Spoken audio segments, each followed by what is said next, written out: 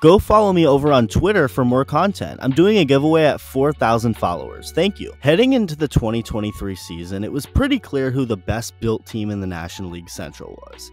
The St. Louis Cardinals, easily. Now, yes, I wouldn't necessarily say everyone thought the Cardinals would cakewalk their way to another division title, but when you have the reigning MVP Paul Goldschmidt and one of the greatest third basemen of all time, Nolan Arenado, both leading the offense along with solid pitching, and a team that's just won 93 games in 2022, it's pretty easy to predict they'll do it again in 2023. It wasn't really a hot take. They have a really good roster, and still have a really good roster.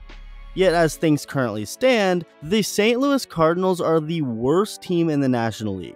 Not just the National League Central, their division, but in the entire National League.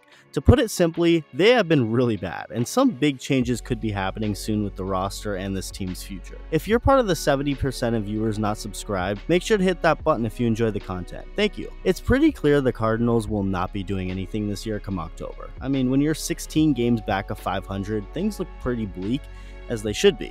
It's just clearly not working out, and with that, the front office should most definitely look into moving some guys who they feel can help them get pieces for the future.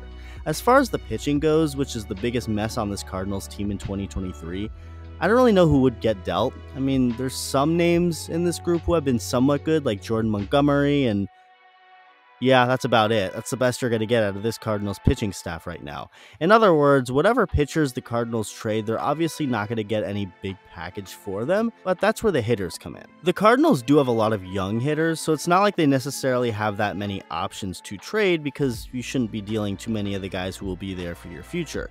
So that's where the veterans come in. Nolan Arenado is in the middle of an 8-year contract he signed back with the Rockies, that the Cardinals are of course paying now.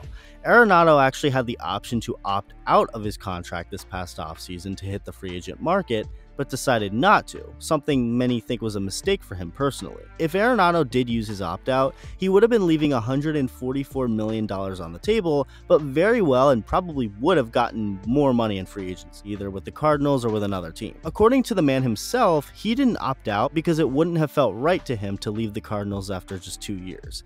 So Arenado, who doesn't have any more opt-outs in his contract, will be a Cardinal until 2028 when he's 37 years old. Unless he's traded before then, obviously. And that gets us back to the current day. Should the Cardinals, who have an awful record and are way out of it this year, trade Nolan Arenado?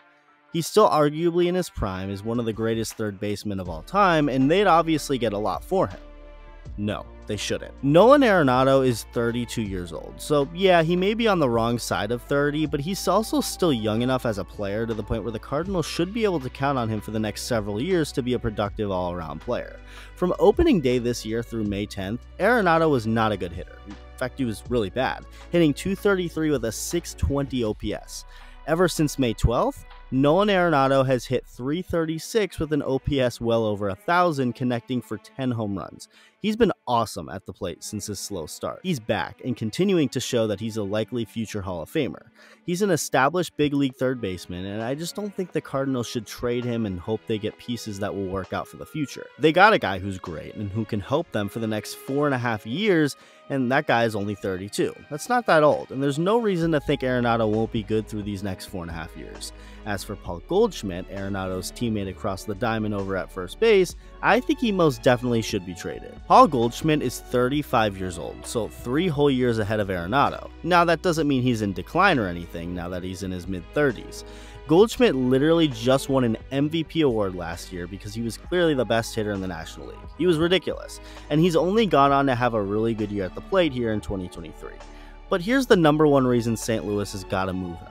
Unlike Arenado, who is under contract for the next 4 seasons after this season, Goldschmidt only has 1 year left under contract after this season. He becomes a free agent after 2024. The Cardinals are terrible right now. They're not going to win anything. Meanwhile, Paul Goldschmidt is hitting really well and having a nice season after just winning an MVP award. If you're the Cardinals front office, you cannot take a chance on winning any longer in my eyes. The package you get for him will only shrink and get less talented the longer you wait. Whoever hypothetically gets Goldie this year will have him for their playoff run in 2023, along with a full year of him next year. So this one's pretty obvious and easy as far as how I see it. Trade him and help build for the future. But again, while they do that, they gotta keep Arenado. His contract is too big to get rid of him now. He's still young enough and is still an incredibly valuable player who will likely continue to be over the next 4.5 years. Wrap a bow tie on the 2023 Cardinals season. They're finished. You can't be 16 games back of 500 in June and expect to do anything noteworthy other than trading people, which is exactly what they should do with Paul Goldschmidt. Maybe there are some other trades they can work out, but Goldie would obviously be the biggest one and something they almost have to do, as it makes too much sense for them not to end up doing it. Let me know what you think. Thank you for watching, and I'll see you in the next video.